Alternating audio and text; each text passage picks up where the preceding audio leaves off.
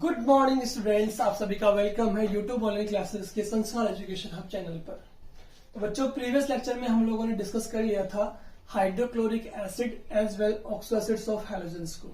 आज के लेक्चर में हम लोग स्टार्ट करने वाले हैं, हमारा लास्ट टॉपिक है ग्रुप नंबर 17 का, that is inter halogen compounds. ठीक है, इसको हमने थोड़ा सा डिस्कस किया था केमिकल प्रॉपर्टीज में भी। क्या है आपका topic? Inter halogen compounds.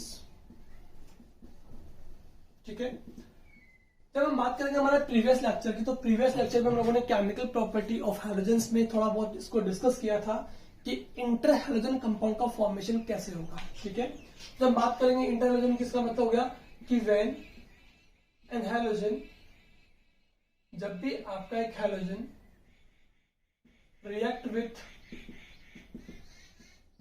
Another halogen, ठीक है, तो वो क्या बनाएंगे? इंटर हैलोजन कंपाउंड बनाते हैं। ठीक है, जब भी आपका कोई हैलोजन किसी दूसरे हैलोजन से रिएक्ट करता है तो वो आपस में जो कंपाउंड का फॉर्मेशन करेंगे that is inter halogen compounds. मैं थोड़ा सा आपको यहाँ पे डिफरेंशिएट कर देता हूं कि जब मैं ये कंपाउंड बनाता हूं ICl, दैट मीन्स यहाँ पे टू जो हैलोजन आपने यूज किए हैं वो डिफरेंट है, दैट मीन्स ये कंपाउंड आपका इंटर हैलोजन कंपाउंड है। और जब मैं बनाता हूं Cl बॉन्ड Cl यानी कि Cl2, तो ये आपके पास में इंट्रा है, जबकि ये कौन सा है? इंटर हैलोजन कंपाउंड है। ठीक है, क्योंकि यहाँ पे दो डिफरेंट हैलोजेंस यूज कर रहे हैं आप कॉम्बिनेशन में। यहाँ पे आपने जो कंपाउंड का फॉर्मेशन किया है, मॉलिक्यूल जो बनाया है, वो आपका सेम टाइप ऑफ हैलोजन से बना है, तो इसे बोलेंगे इंट्रा हैलोजन। ठीक है, जब बात करेंगे इंटर हैलोजन कंपाउंड्स की, तो आपको पता है कि यहाँ पे आपके पास जो इंटर हैलोजन कंपाउंड बनते हैं वो बनते हैं XX, XX3, XX5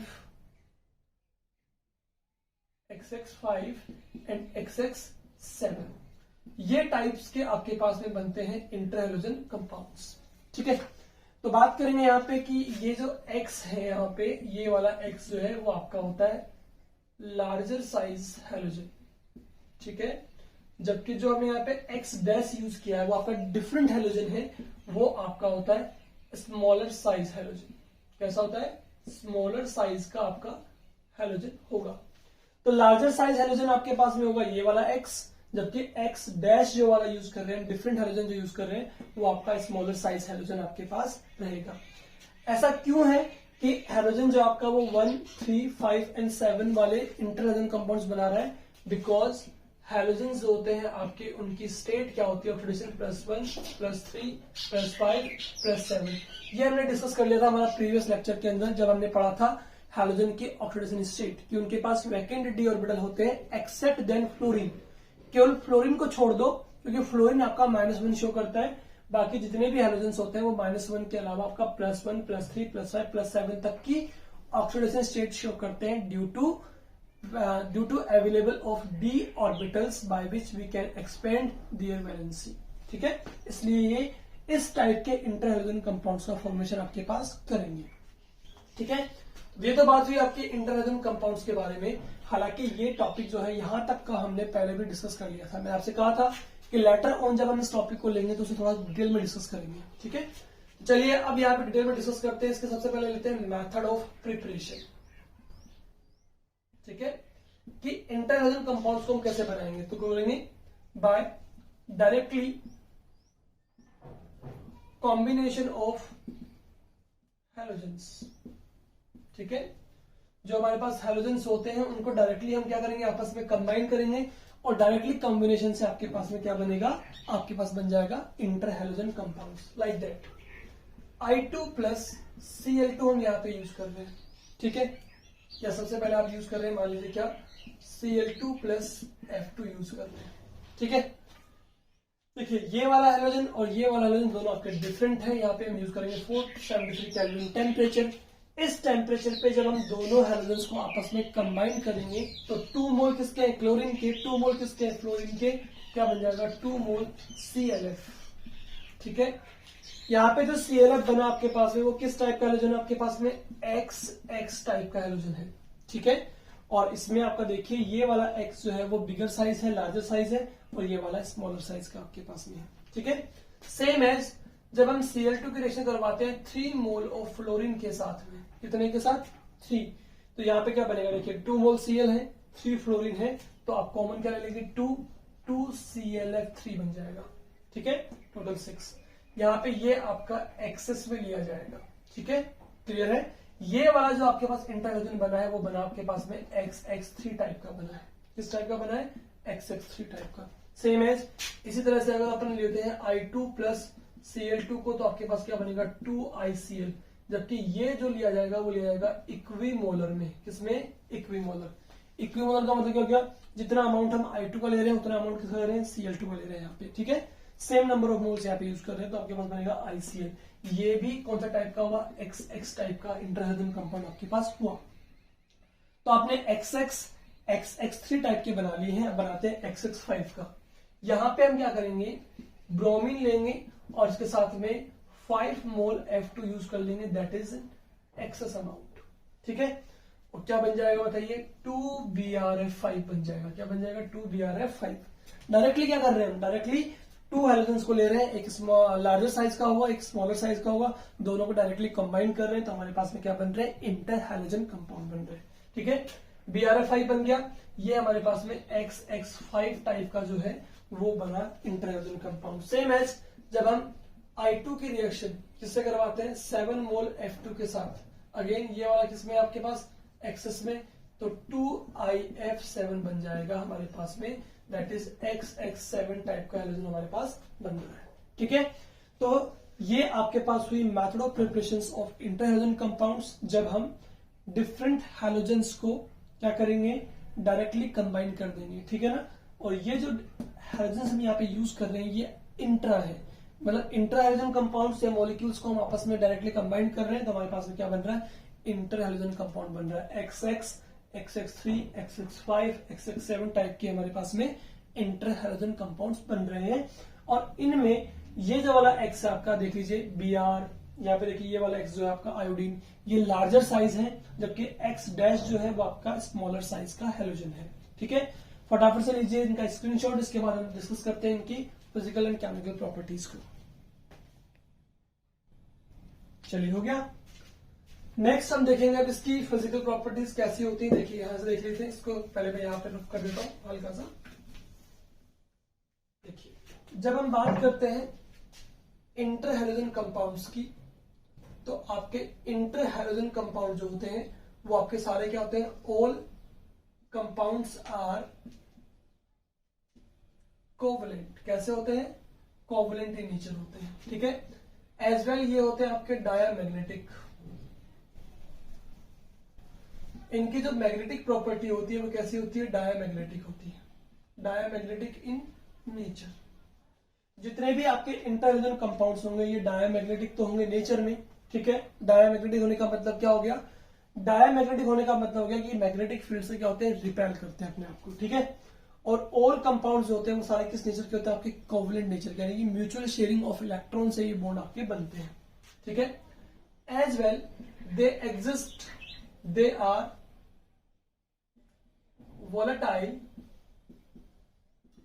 सॉलिड और लिक्विड। ठीक है, एक्सेप्ट ClF। ठीक है, यानी केवल क्लोरीन फ्लोरीन जो वाला आपका इंटर हैलोजन कंपाउंड है उसको छोड़ दीजिए, बाकी सब के सब आपके वोलेटाइल सॉलिड होते हैं या फिर लिक्विड स्टेट में एग्जिस्ट करते हैं। जबकि ClF जो होता है वो आपका एग्जिस्ट करता है किसमें? गैस स्टेट में। किसमें? गैस स्टेट में आपका एग्जिस्ट करेगा। ठीक है, तो ये हो गई इनकी physical property inter halogen compounds की। अब थोड़ी बहुत या दो जो इसकी केमिकल प्रॉपर्टी वो भी देख लेते हैं। ठीक है, क्या होगी आपकी? चलिए देख लेते हैं फटाफट से। केमिकल प्रॉपर्टी में हमारे पास केवल 2 ही बातें हमारे पास यहाँ पे अवेलेबल है इंटर हैलोजन कंपाउंड्स के अंदर, वो क्या क्या है वो देख लेते हैं फटाफट से। दैट इज फर्स्ट कि आपका जो इंटर हैलोजन कंपाउंड यहाँ पे बन रहा है आपके पास में, ठीक है, उनकी रिएक्शन जब हम करवाते हैं वाटर के साथ, किसके साथ? Reaction with water. ठीक है, तो ये मान लीजिए आपके पास में इंटर हैलोजन कंपाउंड है XX। ठीक है, इसकी रिएक्शन हम किससे करवाएंगे? वाटर के साथ, H2 के साथ में। एक एग्जांपल के फॉर्म में भी हम ले सकते हैं, जैसे कि ClF हमने यहाँ पे यूज कर लिया है। ठीक है ना, प्लस क्या ले लेंगे? H2 ले लेंगे। H2O जो है वाटर आपका वो डिसोशिएट होता है H plus ion and OH negative ion के अंदर, ठीक है। अब यहां आपको ये चीज अच्छे से क्लियर है कि X डैश में से X वाला जो होता है, यानी कि क्लोरीन जो यहां पर है, एग्जांपल ले रहे हैं अपन, ठीक है, वो आपका लार्जर इन साइज होता है, और जिसकी साइज होगी लार्जर उसकी इलेक्ट्रॉन नेगेटिविटी होगी lower. That means X negative की इलेक्ट्रॉन नेगेटिविटी हाई है। यहां पे चेक कर लीजिए, फ्लोरीन की ज्यादा है, तो फ्लोरीन जो है वो आपका एक्वायर करेगा पार्शियल नेगेटिव चार्ज, तो क्लोरीन एक्वायर करेगा पार्शियल पॉजिटिव, यानी X डैश पे चार्ज नेगेटिव होगा जबकि इस पे पार्शियल पॉजिटिव होगा। अब देखिए H प्लस आयन जो है, प्लस जो है वो किससे रेट करेगा, नेगेटिव से, तो क्या बनेगा HX, क्या बनेगा HX। और यहाँ पे OH नेगेटिव आयन जो है वो किस रेट कर रहा है, X से, तो यहाँ क्या बन जाएगा HOX। अब HOX के बारे में तो आपको पता ही है, प्रीवियस लेक्चर में मैंने आपको पढ़ाया था ऑक्सो एसिड्स में, तो कहा था कि ये आपके होते हैं हाइपोहेलस एसिड होते हैं। क्या होते हैं, हाइपोहेलस। तो दैट मीन्स जब भी इंटरहैलोजन कंपाउंड्स को हम हाइड्रोलाइसिस करते हैं वाटर के साथ, तो ये बनाते हैं hydrogen halide plus oxo acid बनाते हैं। तो देखिए यहाँ पे वाटर को हमने डिसोशिएट किया H plus and OH negative ion में, तो H प्लस किससे रेट करेगा बच्चों, फ्लोरीन के साथ, क्योंकि इस पे पार्शियल नेगेटिव चार्ज प्रेजेंट है, क्या बनेगा HF बन जाएगा, प्लस OH नेगेटिव जो है वो Cl से रेट करेगा, तो क्या बनेगा HOCl, यानी कि आपका बन गया हाइपोहेलस एसिड। अब क्लोरीन का बना है तो इसे कह देंगे हाइपोक्लोरस एसिड कह देंगे, ठीक है।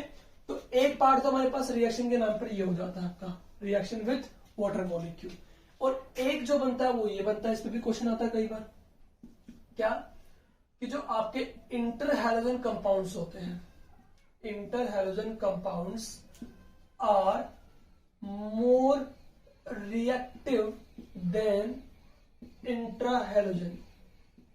क्या कहा हमने कि जो आपके पास में इंटर हैलोजन कंपाउंड्स होते हैं हैलोजन के, वो मोर रिएक्टिव होते हैं किससे, इंट्रा से, because the bond between X and X dash are weaker, ठीक है। एक्सेप्ट, देखो यहां पे एक्सेप्शन भी है, एक्सेप्ट देन F2, बिकॉज इसके बारे में हम ऑलरेडी प्रीवियस लेक्चर में एक बार देख चुके हैं कि फ्लोरीन और फ्लोरीन की जहां हम बात करते हैं वहां पे इनके पास जो लोन पेयर प्रेजेंट होते हैं, ठीक है, electron pair as well 2p orbital बहुत नियर बाय होते हैं, ठीक है।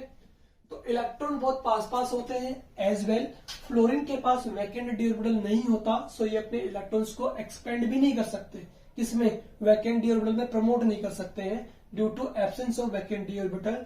तो इसके इलेक्ट्रॉन और इसके इलेक्ट्रॉन जो है फ्लोरीन के वो नियर बाय होते हैं, दैट्स व्हाई यहाँ पे इलेक्ट्रॉन के बीच में आपका एक फोर्स एक्ट करेगा, that is force of repulsion, because electron पे चार्ज सेम है, negative negative, force of repulsion work करेगा, तो ये इस तरफ जाएगा, ये इस तरफ जाएगा, रिपल्शन लग गया, तो बॉन्ड की जो लेंथ होती है आपकी वो इंक्रीज हो जाती है, बॉन्ड लेंथ इंक्रीज होगा तो बॉन्ड स्ट्रेंथ आपका वीक हो जाएगा, दैट्स व्हाई F2 को ब्रेक करना इजी है। मतलब जितने भी इंट्रा हैलोजन कंपाउंड होंगे आपके Cl2, Br2, F2, इनमें से F2 सबसे वीक होता है, बिकॉज ऑफ इसमें जो 2p ऑर्बिटल होते हैं उसके इलेक्ट्रॉन्स नियर बाय होते हैं, जिससे उनमें फोर्स ऑफ रिपल्शन जो होता है वो मोर लगता है, तो बॉन्ड लेंथ इंक्रीज होने से बॉन्ड स्ट्रेंथ वीक होती है। इसलिए मैंने यहाँ पे एक एक्सेप्शनल केस आपको बता दिया, दैट इज F2। इसके अलावा अदर देन F2 जितने भी आपके इंटर हैलोजन कंपाउंड्स होते हैं वो आपके मोर रिएक्टिव होते हैं, बिकॉज उनके अंदर प्रेजेंट आपकी XX बॉन्ड जो है वो आपकी वीकर होती है, बिकॉज एक की इलेक्ट्रोनेगेटिव बहुत हाई है, एक की लो है, तो फटाफट से ये हाई इलेक्ट्रोनेगेटिव वाला जो है वो इलेक्ट्रॉन्स को अपनी तरफ मूव कर लेगा, तो ये बॉन्ड आपके इजीली डिसोशिएट यहाँ पे हो जाते हैं। तो बस एक लाइन आपको याद रखनी है, that is inter halogen compounds are more reactive than intra halogen due to, क्योंकि इनकी जो बॉन्ड लेंथ होती है या बॉन्ड स्ट्रेंथ जो होती है इंटर हैलोजन कंपाउंड्स की वो वीकर होती है। केवल F2 को छोड़ दीजिए, उसका रीजन मैंने आपको बता दिया है, ठीक है। तो इस पे जो बच्चों क्वेश्चन बनता है ना आपके पास में, वो क्वेश्चन किस तरह का बनता है बताता हूं आपको। वाई आपके एनसीईआरटी के इंडेक्स में भी दिया हुआ है, ICL is more reactive then I2 या Cl2 कुछ भी ले लीजिए, ठीक है ना।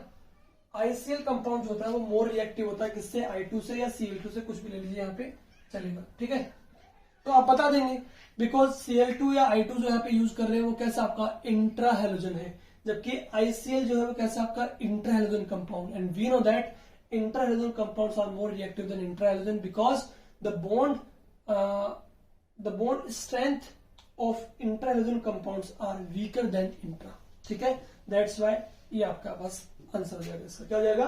Because it is intra halogen compound, it is more reactive than intra halogen, that's why यहाँ पे ICl का फॉर्मेशन हो रहा है। ठीक है, तो ये आपका यहाँ पे कंप्लीट हो गया है इंटर हेलोजन कंपाउंड्स। ठीक है, और इसमें अब हम केवल स्ट्रक्चर देखेंगे इंटर हेलोजन कंपाउंड्स के। क्या देखेंगे? Structure on the basis of VSEPR theory. फटाफट से ले लीजिए इसका स्क्रीनशॉट। चलिए, हो गया। केवल आपको दो केमिकल रिएक्टिविटी ध्यान रखनी है यहाँ पे इंटर हेलोजन कंपाउंड्स की। तो क्या? वाटर के साथ। जब भी वाटर से रिएक्शन करवाएंगे तो आपके पास में क्या बनेगा? हाइड्रोजन हैलाइड प्लस बनेगा आपके पास में ऑक्सो एसिड। और एक चीज आपको ये ध्यान रखनी है कि इंटर हेलोजन कंपाउंड्स की जो बॉन्ड स्ट्रेंथ होती है वो वीक होती है, बॉन्ड जो इनके होते हैं, दैट्स व्हाई ये आपके मोर रिएक्टिव होते हैं as compare to intra halogen compounds की। चलिए, अब फटाफट से देख लेते हैं स्ट्रक्चर ऑफ इंटर हेलोजन। ठीक है, देखिए इंटरनल कंपाउंड हमारे पास में क्या आया था? XX3। इस पे बहुत बार क्वेश्चन आते हैं, या XX5 ले लेते हैं, इस पे आते हैं, XX7 भी ले लेते हैं एक बार के लिए। ठीक है, इसका एग्जांपल हमने भी बनाया था ClF3, इसका बनाया था BrF5 और इसका हमने बनाया था IF7। ठीक है, इसके लिए आपको VSEPR थ्योरी जो आपने 11th क्लास में पढ़ी है, ठीक है, वो अच्छे से आपको आनी चाहिए केमिकल बॉन्डिंग में। एज वेल आपको हाइब्रिडाइजेशन कैलकुलेट करना आना चाहिए। दिखा देते हैं आपको। सबसे पहले करते हैं ClF3 का। तो ClF3 में सेंटर एटम कौन है आपका? क्लोरीन। इलेक्ट्रॉनिक कॉन्फ़िगरेशन होगा आपका NH2NP5। S सब शेल में 2 इलेक्ट्रॉन्स हैं, P जो सब शेल है उसमें आपके पास 5 इलेक्ट्रॉन है, और D सब शेल आपकी कैसी है? वैकेंट है। 1 2 3 4 5 6 1 है। ठीक है, D कैसी है आपकी? वैकेंट है। ठीक है, ये हो गया आपके पास में। अब बताइए क्लोरीन के साथ में कितने फ्लोरीन के एटम आपके पास? टोटल 3 मींस आपके पास में 3 बॉन्ड बनने चाहिए कोवलेंट के। मैंने कहा था कोवलेंट इनका नीचे होता, कोवलेंट बॉन्ड बनाएंगे सब। ठीक है, तो 3 कोवलेंट बॉन्ड बनने के लिए 3 अनपेड इलेक्ट्रॉन भी होने चाहिए। आपके पास अभी ग्राउंड स्टेट में केवल एक ही अनपेड इलेक्ट्रॉन है, तो आप इसे कर देंगे एक्साइट। एक्साइटेड फर्स्ट में आपका एक इलेक्ट्रॉन जो है वो प्रमोट कर जाएगा डी ऑर्बिटल के अंदर। तो आपके पास क्या बन जाएगा? 2 1 2 3 4, और ये डी सब शेल में आपका इलेक्ट्रॉन प्रमोट कर जाता है। क्यों कर जाएगा? बिकॉज आपके पास में वैकेंट डी ऑर्बिटल है, अवेलेबल है, तो आप इसे इलेक्ट्रॉन को एनर्जी प्रोवाइड करेंगे जिससे इलेक्ट्रॉन आपका एक्साइट होकर के प्रमोट कर जाएगा डी ऑर्बिटल के अंदर। अब देखिए आपके पास कितने अनपेड इलेक्ट्रॉन है? 1 2 3 ही कोवलेंट बॉन्ड बनने थे, तो एक फ्लोरीन इससे कोवलेंट बॉन्ड बनाएगा, एक इससे और एक इससे। ये दोनों ऑर्बिटल जो है वो आपके पार्टिसिपेट नहीं कर रहे हैं बॉन्ड फॉर्मेशन में, तो इन्हें कह देंगे हम लोन पेयर ऑफ इलेक्ट्रॉन्स। ठीक है, लोन पेयर ऑफ इलेक्ट्रॉन को हम काउंट करते हैं जब भी हम हाइब्रिडाइजेशन की बात करते हैं। तो ये हो गया आपका S, और ये आपका P, ये आपका P, ये आपका P और ये आपका D। तो टोटल हाइब्रिडाइजेशन क्या हो गया आपके पास? sp3d, sp3d। ठीक है, sp3d की जब हम बात करेंगे तो हमारे पास स्ट्रक्चर जो बनती है बनती है ट्राइगोनल बायपिरामिडल। क्या बनती है? Trigonal bipyramidal. सेंटर में कौन आपका? Cl। अब यहां पर आपको VSEPR थ्योरी इंक्लूड करनी है। VSEPR थ्योरी की अगर हम बात करते हैं तो वहां कहते हैं ट्राइगोनल बायपिरामिडल के अंदर अगर आपका एक लोन पेयर प्रेजेंट है तो वो इस पोजीशन को ऑक्यूपाई करता है। ज्योमेट्री बनती है सीसो। ठीक है, और अगर आपके पास 2 लोन पेयर है तो वो इन दोनों पोजीशन को ऑक्यूपाई करता है। ठीक है, 2 लोन पेयर है तो शेप कैसे बनेगी? टी शेप बनेगी। कैसे बनेगी? टी। स्ट्रक्चर तो आपकी वही है ट्राइगोनल बायपिरामिडल, लेकिन अब आपकी शेप जो बन रही है वो कैसी बन रही है? T shape. देखो इस तरह से। ठीक है, तो आपके पास बन जाएगी टी शेप। ये चीज आपको लिखनी पड़ेगी थ्योरेटिकली। क्या लिखना पड़ेगा? According to VSEPR theory, if 2 lone pairs are present then they will occupy this equatorial position. क्या बोलते हैं इसे?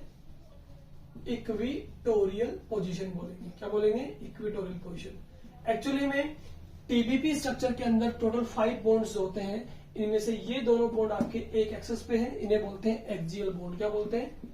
एक्सियल। और ये तीनों बॉन्ड जो होते हैं वो आपके इक्वेटोरियल होते हैं। कौन से होते हैं? इक्वेटोरियल। तो ये 3 बॉन्ड इक्वेटोरियल, ये 2 आपके एक्सियल। तो VSEPR थ्योरी आपसे ये कहती है कि ट्रायगोनल बाइपिरामिडल स्ट्रक्चर जो आपके पास होती है उसमें जितने भी लोन पेयर होते हैं, जब भी लोन पेयर होते हैं वो आपके इक्विटोरियल पोजीशन को ही ऑक्यूपाई करते हैं। एक है तो यहाँ ऑक्यूपाई करेगा, दो है तो यहाँ, तीन है तो तीनों यहाँ पे ऑक्यूपाई करेंगे और तीन से ज्यादा इसमें लोन पेयर नहीं हो सकते।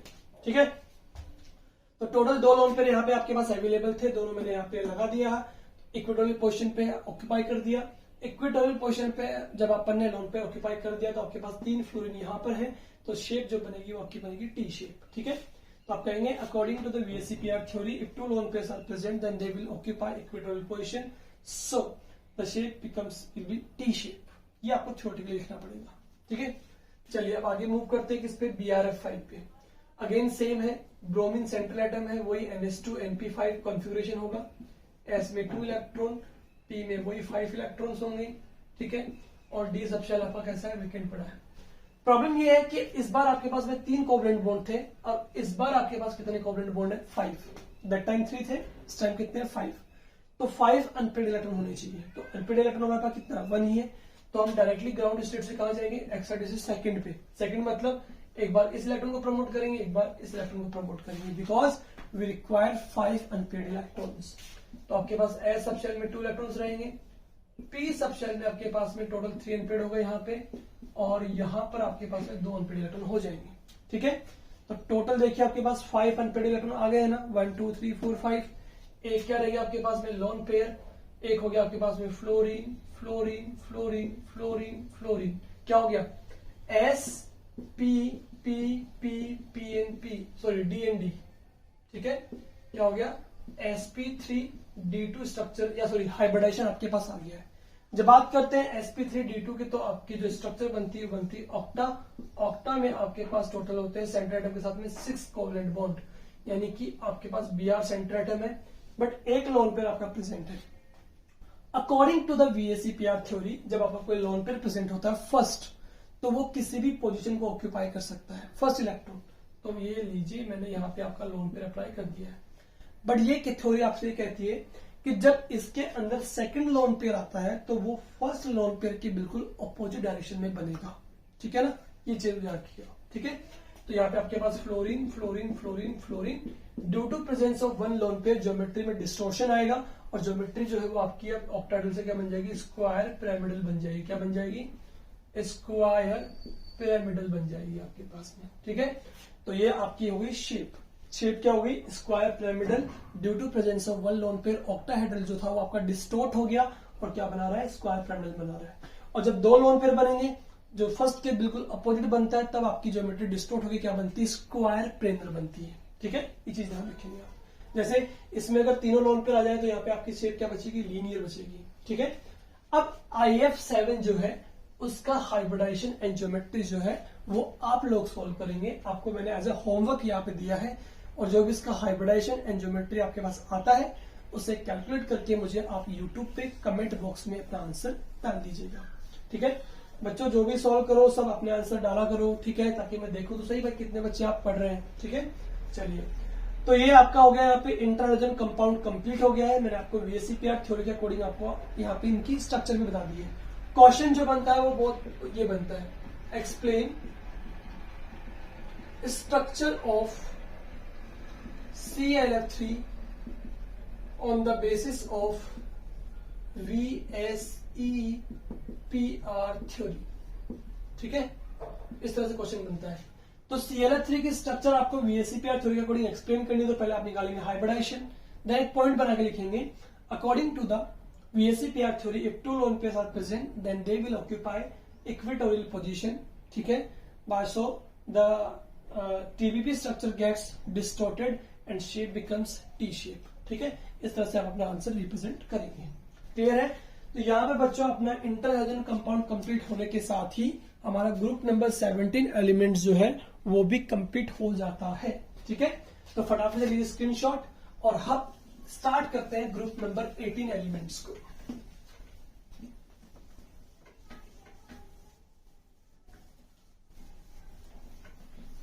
Let us start new group, that is group number 18 elements. इसको हम स्टार्ट कर लेते हैं फटाफट से। ग्रुप नंबर 17 इस टॉपिक के साथ हमारा यहाँ पे कंप्लीट हो गया है। चलिए देखते हैं। Group number 18 elements.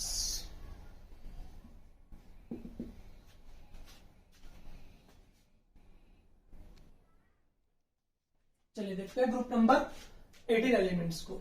जब बात करते हैं ग्रुप नंबर 18 एलिमेंट्स की, तो हमारे पास ग्रुप नंबर 18 में कौन कौन से एलिमेंट्स होते हैं वो लिखेंगे। सबसे पहले एलिमेंट्स जो हमारे पास होते हैं that is helium, neon, argon, krypton, xenon and radon. ये सब एलिमेंट्स हमारे पास होंगे ग्रुप नंबर 18 में। बात करें ग्रुप नंबर 18 की, तो इन्हें 3 नेम से हम जानते हैं। दैट इज सबसे फर्स्ट हमारे पास होता है रेयर गैसेस। क्या बोलते हैं इन्हें? Rare gases. रेयर गैसेस क्यों बोलते हैं? Because they are present in low amount in atmosphere. ठीक है, यानी कहने का मतलब ये है कि ये गैसेस जो हमारे पास होती है एटमॉस्फेयर में वो काफी कम वॉल्यूम में होती हैं, बहुत लो अमाउंट में आपकी प्रेजेंट होती हैं, इसीलिए इन गैसेस को हम क्या कहते हैं? Rare gases. ठीक है, सबसे पहला। सेकंड, इन्हीं एलिमेंट्स को हम क्या बोलते हैं? इन्हीं को बोलते हैं इनर्ट गैसेस। क्या बोलते हैं? Inert gases. ये जो आपका नेम है इनर्ट गैसेस, ये आपका एक तरह से ओल्ड नेम है। ठीक है, काफी अच्छी इंफॉर्मेशन आपको मैं यहाँ पे प्रोवाइड कर रहा हूं इनके बारे में कि इनको हम रेयर गैसेस इसलिए बोलते हैं बिकॉज ये आपकी एटमॉस्फेयर में काफी कम वॉल्यूम में प्रेजेंट होती हैं। इनर्ट गैस क्यों बोलते हैं? इनर्ट गैस तो आपका एक तरह ओल्ड नेम था। कब तक था ये नेम? जब हम बोलते थे दे आर नॉन रिएक्टिव। कैसे? केमिकली। जब तक हमारे पास ये इंफॉर्मेशन थी कि नोबल गैसेस होती है वो आपकी केमिकली नॉन रिएक्टिव होती है, तब हमने इन गैसेस को नेम दिया था इनर्ट गैसेस। इनर्ट का मतलब जो रिएक्टिव नहीं है, जो रिएक्शन में पार्टिसिपेट नहीं करते। बट नाउ डेज अगर हम आज प्रेजेंट की बात करें तो हमारे पास में कुछ नोबल गैसेस ऐसी हैं जो रिएक्शन में पार्टिसिपेट भी करती हैं, कुछ डिफरेंट कंपाउंड्स भी बनाती हैं। दैट्स व्हाई ये एक तरह का हम कह सकते हैं that is old name of this group. ठीक है, इस ग्रुप का एक ओल्ड नेम है। ठीक है, नाउ डेज जो हम यूज करते हैं वो करते हैं क्या? Noble gases. क्या यूज करते हैं? Noble gases. ये जो नेम है ना, ये आपका एट प्रेजेंट यूज किए जाने वाला नेम है नोबल गैसेस। इसका मतलब क्या होता है? These gases are less reactive. क्या कहते हैं? Less reactive. यानी कि जो आपके ग्रुप नंबर 18 के एलिमेंट्स या गैसेस हैं, ये आपके बहुत कम पार्टिसिपेट करती हैं केमिकल रिएक्शंस में। दैट्स व्हाई इन्हें हम क्या बोलते हैं? Noble gases. ठीक है, तो ये टर्म जो है वो नाउ डेज यूज करते हैं। इनर्ट गैसेस जो थी वो पहले यूज करते थे बिकॉज हम पहले ये मानते थे कि आपके ये गैसेस जो है वो किसी भी केमिकल रिएक्शन में पार्टिसिपेट नहीं करती है। और रेयर गैस क्यों बोलते हैं? बिकॉज ये आपके एटमॉस्फेयर में बहुत लो वॉल्यूम में प्रेजेंट होती है। ठीक है, ये तो हो गया आपका ग्रुप नंबर 18 एलिमेंट्स का इंट्रोडक्शन। अब हम बात करेंगे इनके अकरेंसेस की। क्या बात करेंगे? अकरेंसेस की, कहां मिलते हैं आपको। ठीक है, अकरेंसेस की जब हम बात करेंगे तो बात करेंगे सबसे पहले किसकी? कि जो भी आपकी ये हीलियम, नियोन, आर्गन, क्रिप्टॉन, ये गैसेस जो होती है आपकी, जीनोन, ये सब आपकी प्रेजेंट होती है, present in atmosphere by about 1% volume, by volume of 1%। ठीक है, मैंने आपको ऑलरेडी पढ़ाया था कि नाइट्रोजन गैस आपकी 78% प्रेजेंट होती है बाय वॉल्यूम, ऑक्सीजन गैस आपकी होती है 21% बाय वॉल्यूम होती है, और अराउंड लगभग 1% वॉल्यूम में आपकी प्रेजेंट होती है all mixture of noble gases. ठीक है, जितनी भी नोबल गैसेस होती है वो आपको एटमॉस्फेयर में मिलेंगी। ठीक है, बाय 1% वॉल्यूम, यानी बहुत कम वॉल्यूम में आपकी प्रेजेंट होती है। ठीक है, एक्सेप्ट देन रेडोन। किसको छोड़ दीजिए? एक बार रेडोन को छोड़ दीजिए, बिकॉज रेडोन जो है आपकी, रेडोन ये आपका एक रेडियो एक्टिव एलिमेंट है। क्या है? Radio active element. तो रेडोन जो मिलेगा आपको, it is obtained by radioactive decay of radium। Radium element जो हमारे पास होता है उसका अगर हम रेडियो एक्टिव डिके करते हैं, यानी कि उसे डिकम्पोज करते हैं, ब्रेक करते हैं, तो उसके ब्रेकिंग होने से हमें क्या मिलती है? रेडोन गैस मिलती है। किस तरह से? देखिए, रेडियम का एटॉमिक नंबर हमारे पास होता है 88, इसका एटॉमिक मास होता है 226। इसमें से जब हम अल्फा पार्टिकल रिलीज कर देंगे। अल्फा की वैल्यू कितनी होती है 2He4, तो 2 यहां से एटॉमिक नंबर निकल जाएगा आपका, क्या बचेगा 86। 86 तो जो होता है एटॉमिक नंबर रेडोन का ही होता है, और 4 इसका क्या है एटॉमिक मास, तो यहां से 4 AMU कम हो जाएगा, तो आपके पास बचेगा 222 प्लस आपने क्या बाहर निकाल दिया है 2He4 रिलीज कर दिया है। ठीक है, तो रेडोन गैस जो है वो आपको कैसे बन रही है, वो बन रही है by emission of alpha particle from radium. ठीक है, तो ये हो गए आपके अकरेंसेस ऑफ नोबल गैसेस। फटाफट से लीजिए स्क्रीनशॉट, इसके बाद देखते हैं इनकी पैरियोडिक प्रॉपर्टीज को। चलिए देखते हैं।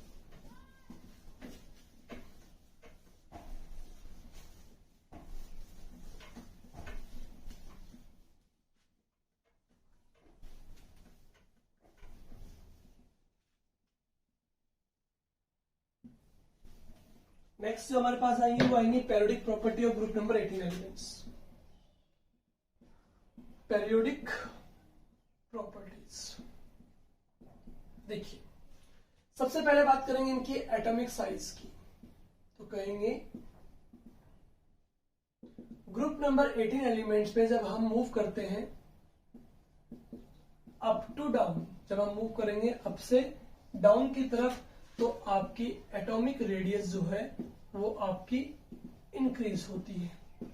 ठीक है, बिकॉज जब भी हम अप से डाउन की तरफ मूव करते हैं तो आपकी नंबर ऑफ शेल्स जो होती हैं वो भी आपकी इंक्रीज होती है, इसीलिए आपकी एटॉमिक रेडियस भी इंक्रीज होगी। ठीक है, एटॉमिक रेडियस के बजाय मैं टर्म यहाँ पे यूज करूँ, दैट इज क्या कि आपकी इनके अंदर वॉन्डर वॉल रेडियाई होती है। क्या होती है? Van der Waals radii. ठीक है, वो आपके डाउन द ग्रुप मूव करने पे क्या होगी? इंक्रीज होगी। नंबर 2 हम बात करेंगे यहाँ पे किसकी? इलेक्ट्रॉन नेगेटिविटी की। तो नोबल गैसेस है आपकी, ठीक है, due to fulfilled electron configuration. ठीक है, इनकी इलेक्ट्रॉन नेगेटिविटी कितनी होती है? 0। मीन्स ये हुआ कि नोबल गैसेस की जहां हम बात करते हैं उनका इलेक्ट्रॉनिक कॉन्फ़िगरेशन जो होता है वो ऑलरेडी कैसा होता है? फुलफिल्ड होता है। ठीक है, चलिए मैं यहाँ पे आपको इनका इलेक्ट्रॉनिक कॉन्फ़िगरेशन भी नोट करवा ही देता हूं। टॉपिक डाल लीजिए इलेक्ट्रॉनिक कॉन्फ़िगरेशन। ठीक है, तो इलेक्ट्रॉनिक कॉन्फ़िगरेशन जो इनका जनरल इलेक्ट्रॉनिक कॉन्फ़िगरेशन होता है नोबल गैसेस का, दैट इज होता है आपका NH2 NP6। ठीक है, केवल एक एक्सेप्शन केस यहां आपको मिलेगा, दैट इज हीलियम, जिसका कॉन्फ़िगरेशन होता है 1s2। ठीक है, इसका भी रीजन मैं आपको बता देता हूं कि हीलियम जो होता है वो जो है वो आपका पी ब्लॉक में या नोबल गैसेस के साथ में इसलिए रिप्रेजेंट किया जाता है बिकॉज इसकी ऑल प्रॉपर्टीज जो होती हैं वो आपकी नोबल गैस से मैच करती हैं। ठीक है, और हमने पढ़ा है कि क्लासिफिकेशन जब हुआ था पेरियोडिक टेबल का तो वो इस तरह से हुआ था कि जितने भी एलिमेंट्स सेम प्रॉपर्टी के होते हैं उन्हें हम एक प्लेस पे रखेंगे ताकि उनको इजिली स्टडी कर पाए। ठीक है, तो याद रखिएगा इलेक्ट्रॉनिक कॉन्फ़िगरेशन जो होता है आपका वो रहेगा आपका NH2 NP6। क्या रहेगा? NH2 NP6। ठीक है, ये रहेगा इलेक्ट्रॉनिक कॉन्फ़िगरेशन किनका? ग्रुप नंबर 18 एलिमेंट्स का। ठीक है, इसमें आपके पास में एक ही एक्सेप्शनल केस होगा, दैट इज आपका होगा हीलियम। ठीक है, ये हो गया। अब देखिए बात करते हैं, तो यहां पे बोलेंगे कि S के अंदर भी आपके 2 इलेक्ट्रॉन्स पूरे भरे हुए। ठीक है, P सब शेयर में भी आपके टोटल इलेक्ट्रॉन 6 है। दैट मीन्स इनका इलेक्ट्रॉनिक कॉन्फ़िगरेशन जो हमारे पास आ रहा है वो कैसा? आपका फुलफिल्ड है। जब इलेक्ट्रॉनिक कॉन्फ़िगरेशन ऑलरेडी फुलफिल्ड होता है दैट मीन्स इनको इलेक्ट्रॉन की कोई रिक्वायरमेंट नहीं है, दैट्स वाई इनकी इलेक्ट्रॉन नेगेटिविटी कितना होगा? 0 होगा। ठीक है, नंबर 3 बात करते हैं आयनाइजेशन एनर्जी की। They have highest ionization energy. ठीक है, due to fulfilled electron configuration. इनके अंदर हम ये तो पढ़ ही चुके हैं कि इलेक्ट्रॉनिक कॉन्फ़िगरेशन कैसा होता है? फुलफिल्ड होता है। ठीक है, और जिनका इलेक्ट्रॉनिक कॉन्फ़िगरेशन फुलफिल्ड होता है वो कैसे होते हैं? आपके हाईली स्टेबल भी होते हैं। ठीक है, और जब ये इलेक्ट्रॉनिक कॉन्फ़िगरेशन फुलफिल्ड होने से हाईली स्टेबल होंगे तो हाईली स्टेबल होने से यहां से इलेक्ट्रॉन को रिमूव करने के लिए आपको lot of amount of energy की रिक्वायरमेंट भी होगी। तो हाई अमाउंट ऑफ एनर्जी की रिक्वायरमेंट है, that's why we can say कि इनकी आयनाइजेशन एनर्जी सबसे हाईएस्ट होती है। बिकॉज वी नो दैट कि लेफ्ट से राइट की तरफ मूव करने पे आयनाइजेशन एनर्जी इंक्रीज होती है। तो एक तो ये सबसे राइट में प्रेजेंट है आपके, ठीक है। एज वेल इनका इलेक्ट्रॉनिक कॉन्फ़िगरेशन फुलफिल्ड है, तो ये हाईली स्टेबल भी है। दैट्स वाई इनसे इलेक्ट्रॉन को रिमूव करने के लिए हाई अमाउंट ऑफ एनर्जी की रिक्वायरमेंट होगी। इसीलिए मैंने कहा कि इनके आयनाइजेशन पूरे ग्रुप में, सॉरी पीरियड्स के अंदर बात करें तो सबसे हाईएस्ट इन्हीं की होती है, ठीक है। नंबर 4, इलेक्ट्रॉन गेन एंथैल्पी, ठीक है। इलेक्ट्रॉन गेन एंथैल्पी की बात करें तो मैं कहूंगा कि इनकी होती है पॉजिटिव। पॉजिटिव क्यों होगी? बिकॉज इनके पास इलेक्ट्रॉनिक कॉन्फ़िगरेशन कैसा होता है? फुलफिल्ड होता है। कैसा होता है? फुलफिल्ड होता है। फुलफिल्ड इसका मतलब they do not require acceptance of electron, ठीक है। मतलब इनको इलेक्ट्रॉन के एक्सेप्ट करने की कोई रिक्वायरमेंट नहीं होती है। जब इनको इलेक्ट्रॉन की नीड ही नहीं है तो इन पे इलेक्ट्रॉन ऐड क्यों होगा, ठीक है। और अगर इलेक्ट्रॉन ऐड करवाएंगे तो लॉट ऑफ एनर्जी की रिक्वायरमेंट हमें पड़ेगी, ठीक है। एनर्जी रिलीज नहीं होगी, लॉट ऑफ एनर्जी की रिक्वायरमेंट होगी। That's why we can say कि इनकी इलेक्ट्रॉनिक एंथैल्पी कैसी होती है? वेरी पॉजिटिव होती है, बहुत हाईली पॉजिटिव होती है, ठीक है, due to fulfilled of electronic configuration, ठीक है। वो सिंपल सी पैराडिक प्रॉपर्टीज यहाँ पे बन जाती है। इस पे एक कॉन्सेप्ट आपको ध्यान रखना है कि नोबल गैसेस का इलेक्ट्रॉनिक कॉन्फ़िगरेशन फुलफिल्ड होता है, जिससे ये हाईली स्टेबल होते हैं, ठीक है। पी सब शेल में पूरे 6 इलेक्ट्रॉन फिल रहते हैं। साइज डाउन द ग्रुप जाने पे इंक्रीज होगी क्योंकि नंबर ऑफ सेल्स इंक्रीज हो रही है। आईपी की बात करूं तो सबसे हाईएस्ट होती है, लेकिन आईपी में भी एक बात कर सकते हैं पर कि डाउन द ग्रुप जाने पे डिक्रीज होगी क्योंकि साइज क्या हो रहा है? इंक्रीज हो रहा है, ठीक है। डाउन द ग्रुप जाने पे तो डिक्रीज होती है आईपी। वैसे पीरियड्स की बात करें तो सबसे हाईएस्ट होती है ग्रुप नंबर 18 की, बिकॉज सबसे राइट में है। लेफ्ट टू राइट मूव करने पे आईपी इंक्रीज होती है। As well fulfilled electronic configuration होने से हाईली स्टेबल है, तो इलेक्ट्रॉन को रिमूव करने के लिए अमाउंट ऑफ एनर्जी ज्यादा चाहिए होगा। इलेक्ट्रॉन गेन एंथैल्पी की बात करें तो इनकी इलेक्ट्रॉन गेन एंथैल्पी कैसी होती है? पॉजिटिव होती है, यानी कि ये फुलफिल्ड है। सो इनको कोई इलेक्ट्रॉन की रिक्वायरमेंट नहीं होती इलेक्ट्रॉन एक्सेप्ट करने की, ठीक है। ये हमें समझ में आ गई बात, ठीक है। तो 1 2 3 4 हमारे पास में पैराडिक प्रॉपर्टी यहाँ पे कंप्लीट होती है, ठीक है। इसके बाद हम बात करेंगे इसकी फिजिकल एंड केमिकल प्रॉपर्टीज की, तो वो हम बात करेंगे हमारे नेक्स्ट लेक्चर में, ठीक है। फिजिकल केमिकल प्रॉपर्टीज और जो भी कंपाउंड्स हमारे पास होंगे जिनोन के, उन्हें हम नेक्स्ट लेक्चर में डिस्कस कर लेंगे आप लोगों के साथ में। और होपफुली आपका नेक्स्ट लेक्चर में ये जो पी ब्लॉक चैप्टर है वो भी आपका कंप्लीट हो ही जाएगा, ठीक है। तो आज के लेक्चर में इतना ही, मिलते हैं नेक्स्ट लेक्चर में न्यू टॉपिक के साथ। Thank you so much.